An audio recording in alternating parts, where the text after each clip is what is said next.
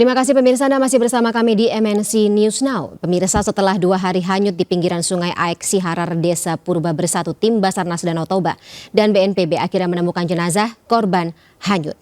Proses pencarian memakan waktu karena jenazah ternyata terseret hingga 600 meter dari lokasi kejadian.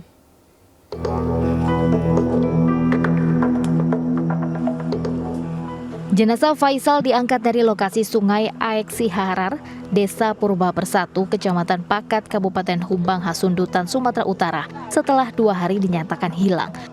2 hari lalu ia diketahui sedang memancing bersama adiknya di tepi sungai.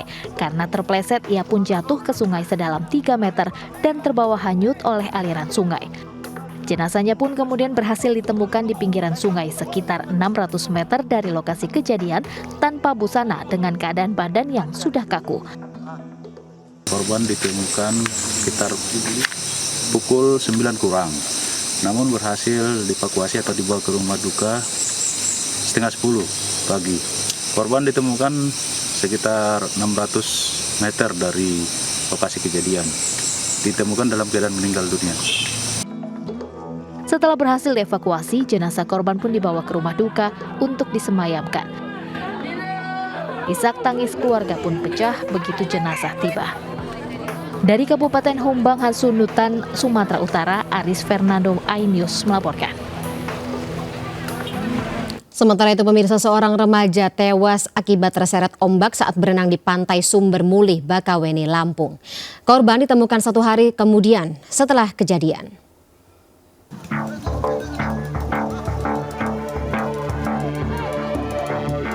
Tim SAR gabungan mengevakuasi korban yang tewas akibat terseret ombak di pantai Sumber Mulih, Bakauheni, Lampung Selatan. Kejadian bermula saat korban bernama Irul bersama 4 temannya berenang dan terseret ombak di pantai tanpa pengawasan orang tua Kamis sore. Namun saat berenang, korban yang masih remaja ini tewas akibat terseret arus ombak sejauh 50 meter. Korban baru ditemukan Jumat pagi dan langsung dibawa ke rumah duka. Kita mendapatkan informasi, kita langsung menuju ke lokasi untuk melakukan proses pencarian ya, dari malam. Namun pencarian tadi malam yang dilakukan oleh kita Basarnas, Polair, kemudian dari Damkar dan masyarakat ya khususnya itu masih nihil. Kemudian pagi hari ini tadi kita melakukan pencarian kembali bersama dengan masyarakat. Kemudian di pukul 08.15 kurang lebih tadi ditemukan korban. Untuk menjaga keamanan, masyarakat pun diimbau untuk selalu berhati-hati saat berwisata. Dari Lampung Selatan, Lampung, Heri Fulistiawan, iNews melaporkan. Ya, memang libur lebaran kali ini berdampak pada peningkatan jumlah wisatawan di berbagai daerah termasuk yang berlibur ke pantai. Tapi sayangnya dalam 1 pekan belakangan sangat disayangkan muncul beberapa kasus korban tewas saat berlibur ke pantai. 3 Mei 2022 pemirsa, 1 orang wisatawan tenggelam di Pantai Soge, Pacitan, Jawa Timur. Dan di hari yang sama 3 orang tewas berenang di Pantai Sikabau, Pasaman Barat. 1 orang lainnya tewas di Pantai Lubuk King, Pasaman Barat. Masih di hari yang sama 3 Mei 2022 seorang wisatawan lokal tewas tenggelam di Pantai Pasir Putih, Florida, Serang. Dan selanjutnya 5 Mei 2022 1 orang wisatawan tenggelam tergulung ombak tinggi di Pantai Penyusup Belinyu, Bangka Belitung maksud kami. Jumat 6 Mei seorang anak hampir tenggelam di Pantai Padabumi, Tasikmalaya, Jawa Barat. Dan terakhir ombak besar di Pantai Sumber Mulih, Lampung Selatan juga menjadi penyebab tewasnya 1 orang wisatawan. Kita bahas mengenai fenomena serta tentu bagaimana penanganan terkait dengan peristiwa nahas ini bersama bersama dengan Kepala Pusat Meteorologi Maritim BMKG Eko Prasetyo, dan kami juga masih menunggu Kapolres Lampung Selatan AKBP Edwin untuk bergabung bersama kami dalam dialog sore hari ini. Tapi saya ke Pak Eko terlebih dahulu. Pak Eko, selamat sore. Selamat sore Mbak Fani. Baik, Pak Eko mungkin sudah mendengar bagaimana peristiwa-peristiwa yang terjadi pada 1 pekan terakhir. Bisa dikatakan ini adalah salah satu yang tentunya bisa menjadi concern ya Pak, mengingat ini terjadi dalam 1 pekan dan lebih dari 3 kasus yang terjadi hampir sama akibat ombak besar yang ada di tepi pantai. Dan koreksi saya kalau salah, lokasinya ini berkaitan dengan pantai tepi atau pantai yang berada di tepi Samudra Hindia. Mungkin tanggapan lebih lengkap dari BMKG terkait dengan peristiwa-peristiwa nahas ini seperti apa? Baik Mbak Fani, perlu kita ketahui bersama sifat atau fisis dari tinggi gelombang di perairan selatan Jawa hingga Nusa Tenggara, juga di sebelah barat Sumatera, kemudian sebelah selatan Sumatera, sebelah barat ya, Lampung, itu memiliki karakter tinggi sekali gelombangnya. Sering sekali terjadi tinggi gelombang 2,5 hingga 4 meter. Ini tentunya kurang sesuai atau tidak kondusif untuk aktivitas dilakukan kegiatan berwisata di sana, utamanya berenang, sangat berbahaya. Baik. Itu yang pertama. Yang kedua, bahwasanya morfologi pantai di sebelah selatan Sumatera, selatan Jawa hingga Nusa Tenggara itu beberapa meter dari garis pantai itu langsung curam. Ini yang kadang tidak dipahami oleh masyarakat. Dan kami sering mengingatkan bahwasanya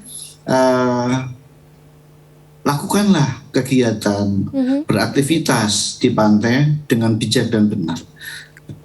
Demikian Mbak Fani. Baik. Pak Eko, mungkin saya tadi ingin sedikit menggali terkait dengan ada sebuah data yang tadi diangkat oleh BMKG terkait dengan tinggi gelombang. Mungkin teman-teman bisa membantu kita perjelas sedikit bagaimana peta dari Indonesia dan juga kondisi terkini terkait dengan perairan di sekitar Indonesia, terutama di tepi pantai selatan tadi ya, tepat di tepi Samudra Hindia yang kalau tadi kata Pak Eko memiliki karakteristik tertentu. Mungkin teman-teman bisa dibuka kembali tadi data terkini terkait dengan tinggi ombak seperti itu ya.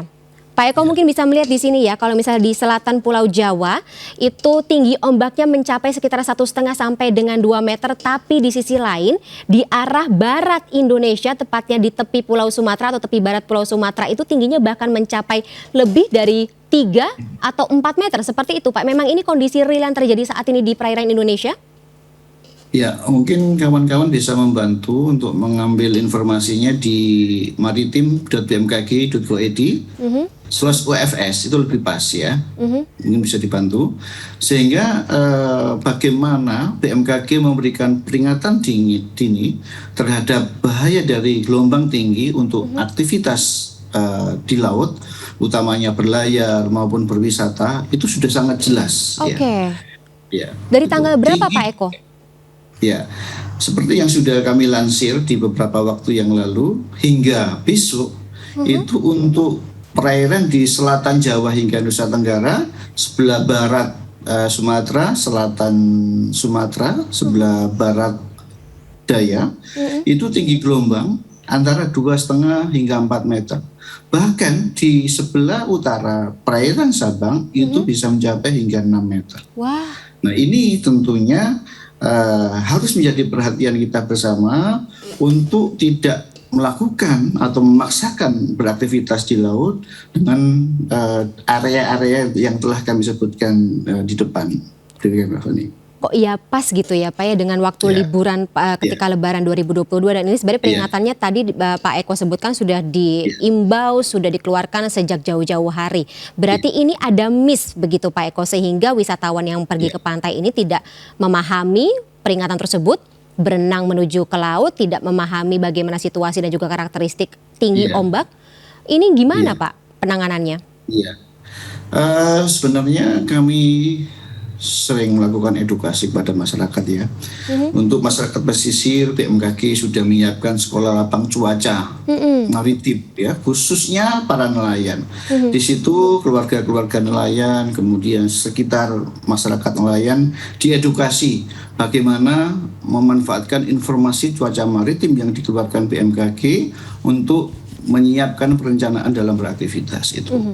Juga dijelaskan di situ bahaya arus laut yang berada di sekitar selatan Jawa hingga Nusa Tenggara, sebelah barat Sumatera hingga selatan Sumatera. Apa itu? Ada rip current, yaitu arus yang sejajar dengan garis pantai yang seolah-olah pelan, sesungguhnya di balik itu dalam kedalaman dia bisa menarik benda apapun sangat kuat menuju ke bawah. Itu sangat berbahaya. Baik, rip current itu memang hanya ada karakteristiknya di pantai-pantai Indonesia saja atau seperti apa Pak Eko? Ya, rip current sering terjadi di daerah pantai yang terjal. yang terjal. Jadi di garis pantai awalnya sih tidak dalam dangkal, tapi tiba-tiba langsung melandai dalam. Itu terjadi. Oke. Itu yang biasanya sering menarik benda-benda di atasnya, termasuk wisatawan ya. Kalau memang tidak pandai berenang, tidak pandai menyelam, jangan coba-coba. Kita akan kehabisan energi untuk menyelamatkan diri karena terseret dengan kuat ke bawah, menjauhi garis pantai. Ini yang berbahaya. Oke, tadi bicara mengenai rip current kemudian juga karakteristik pantai yang ada di Indonesia, Pak. Saya pernah baca kalau misal karakteristik pantai yang ada di wilayah selatan atau ya tadi yang lebih dekat ke Samudra Hindia ini berbeda dengan pantai-pantai lainnya yang misalnya katakanlah berada di tepi Laut Jawa atau laut yang di luar di pinggir Kalimantan seperti itu, Pak. Ini mungkin bisa dijelaskan lebih lanjut, Pak. Kira-kira seperti apa sih karakteristik pantai yang berada di tepi Samudra Hindia khususnya gitu? Karena ini lebih banyak atau biasanya kan digunakan untuk wisata lain seperti surfing seperti itu, Pak. Kalau misalnya di Pulau Bali, tapi gelombangnya kan juga besar. Ya, ya sekali lagi. Kalau memang sudah punya keahlian dalam berenang atau menyelam, mungkin tidak terlalu bermasalah ya. Tapi tetap kami himbau untuk tidak dipaksakan di dalam beraktivitas ketika gelombang tinggi. Namun kalau kita pahami kembali seperti yang sudah kami jelaskan, memang untuk Samudra Hindia adalah samudra yang lepas ya, di mana angin adalah pembangkit utama tinggi gelombang ya. Di mana ketika angin semakin kencang di daerah tersebut maka akan membangkitkan gelombang yang tinggi. Berbeda sekali dengan di Laut Jawa yang cenderung lebih dangkal. Untuk angin tidak sedahsyat kencang di selatan, sehingga tinggi gelombang pun yang sering tinggi adalah di selatan dibanding dengan Laut di Jawa. Laut Jawa dangkal, garis pantainya juga tidak curam seperti di sebelah selatan. Itu Mbak Fani. Baik. Garis pantai yang curam, kemudian juga tadi angin dari Samudra Hindia yang mengefek gitu atau mengarah ke tepi pantai ini juga terjadi nggak sih Pak Eko di tepi-tepi pantai yang ada di samudra lainnya yang ada di bumi gitu, di bumi seperti mungkin tadi Samudra Atlantik dan juga Samudra Pasifik. Tapi tahan dulu Pak Eko jawabannya, mungkin kita akan bahas lebih lanjut dalam segmen berikut ini. Tetaplah bersama kami pemirsa di MNC News Now.